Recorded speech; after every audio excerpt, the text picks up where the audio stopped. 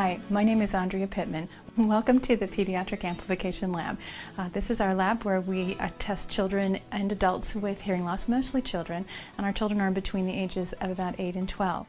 In the Pediatric Amplification Lab, we study the behavior of children and how they interact with the behavior of hearing aids. And the goal is to find the right hearing aid features that allow children to do what children need to be able to do.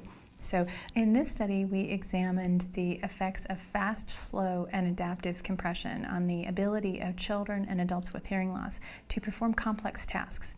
And we asked them to do an auditory task and a visual task at the same time because we wanted to simulate something that would be in a dynamic environment like a classroom. And then we processed our auditory scenes so that they were consistent with fast compression, slow compression, and then the characteristics of adaptive compression.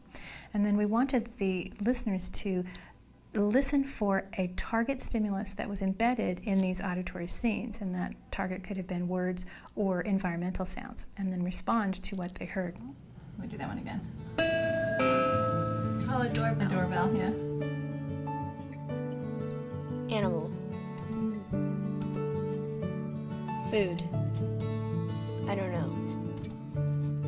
And what we found was that the listeners, both the children and the adults with hearing loss, performed fairly poorly, actually equally poorly, with fast and slow compression. And we think that what happened there is that the fast compression distorted the signal a bit by decreasing the signal-to-noise ratio. It was simply noisy. And so you'll hear this as a little bit louder and a little bit noisier. Wijst guard. And then the slow compression was a poor signal due to underamplification. Wijst guard. Because the slow compression wasn't able to restore the amplification in time for the listeners to detect the sound that was embedded in the auditory scene. When it's processed with adaptive compression, what you'll hear is a clearer signal for the portion that is not being masked by the environmental sound. Wijst guard.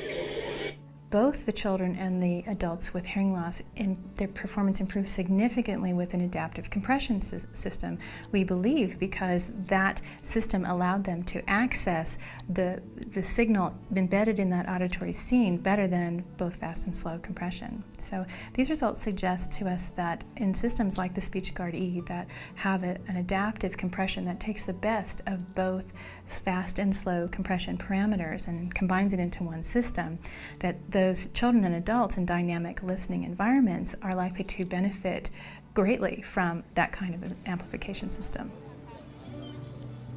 Some companies like Oticon do that very nicely, and they get it, they understand kids. But there is this gap between what children with normal hearing kids can do and what the children with hearing loss can do. So my ultimate goal would be to close that gap.